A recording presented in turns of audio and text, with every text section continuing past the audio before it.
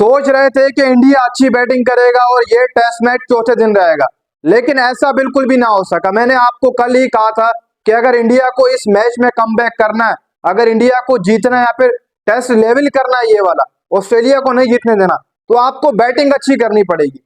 कल सब कह रहे थे कि इंडिया तबाही मचा देगा, बैटिंग करने आएगा, लेकिन ऐसा नहीं हुआ। पैट कमिंस ने आपको डिस्ट्रॉय करके रख दिया। आज जिस तरीके से बॉलिंग करके दिखाई है पैट कमिंस ने, फिर एक बार 5-6 विकेटें वो लेकर चला गया पैट कमिंस। मतलब ये है कि पहली इनिंग में आपको टकरा स्टार्क, फिर अब टकरा आपको पैट कमिंस। ये वही पैट कमिंस है, अगर आपको याद होगा, जिसने वर्ल्ड कप में आपको कहा था कि पूरा अहमदाबाद का स्टेडियम में अकेला बंदा चुप करा दूंगा, और भाई करके दिखाया था ऑस्ट्रेलिया वालों ने। और कभी भी भाई इनसे पंगा लेना ही नहीं चाहिए, खास तौर पर इनके होम ग्राउंड के ऊपर। तो देख लो भाई, आज सुबह सुबह ही तीसरे दिन ही ये गेम खत्म हो गई। चौथा दिन तो दूर की बात है, तीसरा भी पूरा नहीं हो सका। सुबह सुबह आते साथ ही ऑस्ट्रेलिया ने आपको गाड़ कर रख दिया। कल आपके 5 खिलाड़ी आउट, विराट कोहली, रोहित शर्मा, कोई भी रिस्पॉन्स नहीं है। भाई कोई तो गेम की रिस्पॉन्सिबिलिटी उठा ले, कोई एक बंदा तो हो जिसको पता लगे कि हाँ यार ये मैं गेम जितवाऊंगा। रोहित शर्मा को देखो तो यार उसकी बैटिंग जल्दी आ जाती है। ऊपर वाले कुछ करेंगे तो तभी होगा ना भाई, नीचे वालों के ऊपर छोड़ दोगे तो कुछ नहीं होगा। रोहित शर्मा को ही पता नहीं लगा कि बॉल कहां से आया और किस तरफ गया पैट कमिंस का। कोहली को खुद पता ही नहीं लगा कि ये बॉल किस तरफ जाएगी, किधर आएगी, पता ही नहीं लग रहा था एडिलेड के अंदर। भाई अगर आप पंगे ना लेते ना तो ये हाल नहीं होता आपका। आप पहला टेस्ट जीतकर बहुत घमंड में आ गए थे कि यार हम इनको ऐसे कर देंगे, दूसरे टेस्ट में वैसे कर देंगे, लेकिन ऐसा करना बहुत ज्यादा मुश्किल होता है। आपने पहला जीता, आप वैसे ही खेलते जो पहले में आपने खेला। आप थोड़ा बहुत घमंड में आ गए थे कि हमने पहला ऑस्ट्रेलिया को हरा दिया, वन साइडेड मार दिया, तो बस अब ऑस्ट्रेलिया दूसरा भी हमें दे देगा, हमारा तो मुकाबला बन रहा है ऑस्ट्रेलिया से। लेकिन भाई ऐसा कुछ भी नहीं हुआ, आपका मुकाबला बना ही नहीं। आपको वन साइडेड मारा ऑस्ट्रेलिया ने, वन साइडेड। देखो चलो कल 5 खिलाड़ी आउट हो गए थे, कल ही खत्म हो गया था। अगर कल थोड़ा सा टाइम बचता ऑस्ट्रेलिया के पास, पैट कमिंस कल ही आपकी ढेर कर देता, कल के दिन ही आपको वो नीचे कर देते। कल के दिन ही, सिर्फ 2 या 3 दिनों में गेम, 2 दिन में गेम ओवर हो जाता आपका।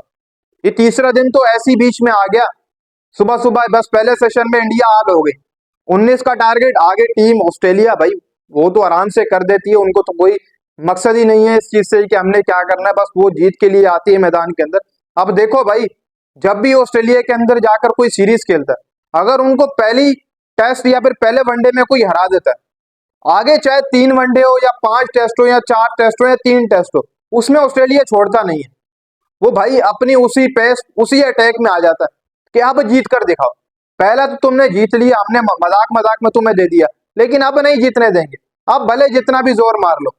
और ये होता है, बकिया टीमों के साथ भी होता हुआ है।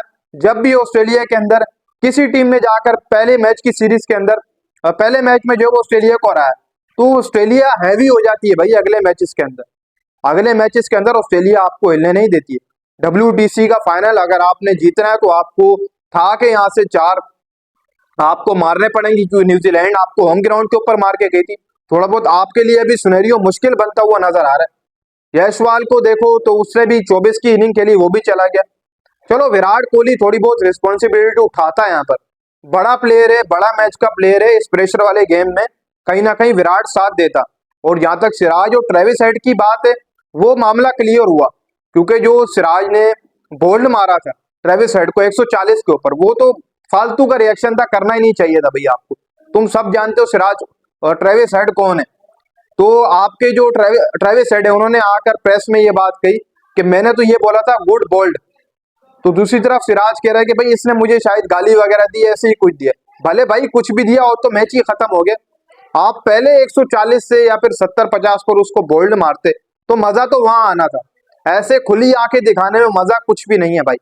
आप चाहे कितना भी बोल लें, लेकिन ऑस्ट्रेलिया आपके ऊपर हैवी पड़ा है। आपको वन साइडेड गेम मारा ऑस्ट्रेलिया ने, 175 आपने किया, क्या बनाया आपने? कुछ भी नहीं बनाया।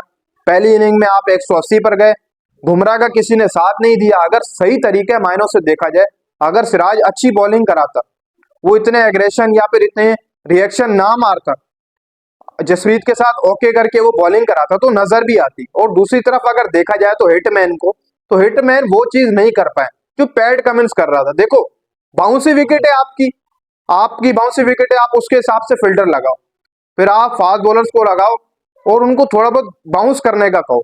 देखो किस तरीके से कैच उड़ते नहीं उड़ते। पैट कमिंस ने यही काम किए। वो खुद अच्छा कैप्टन, उसको पता है कि यार पिच थोड़ा बहुत बाउंस ले रही है, क्यों ना फायदा उठाए। आप भी गुड लेंथ इस तरह बॉलिंग कराकर आप भी कुछ कर सकते थे। लेकिन बाय द वे देखा जाए तो अगर बुमराह का कोई भी साथ देता, थोड़ा बहुत बुमराह के साथ अच्छा कोई पेस डालता, तो इंडिया कहीं ना कहीं बैक मार जाता।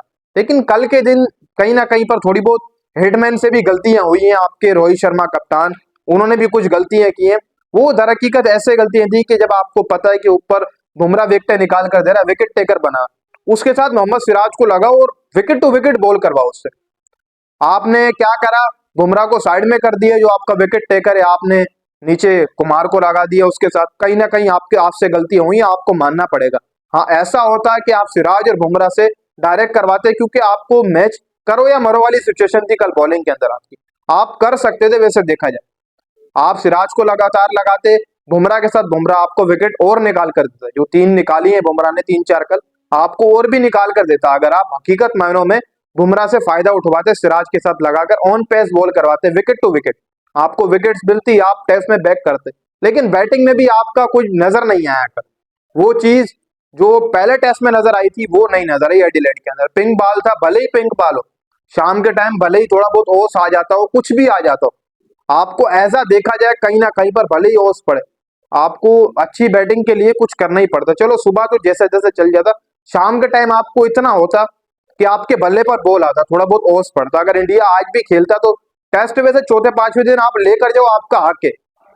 आप पहले ही तीसरे दिन आपने भाई उनको हथियार डाल दी, आप डाउन हो गए दूसरे तीसरे दिन, ऐसे तो गेम नहीं चलेगा भाई।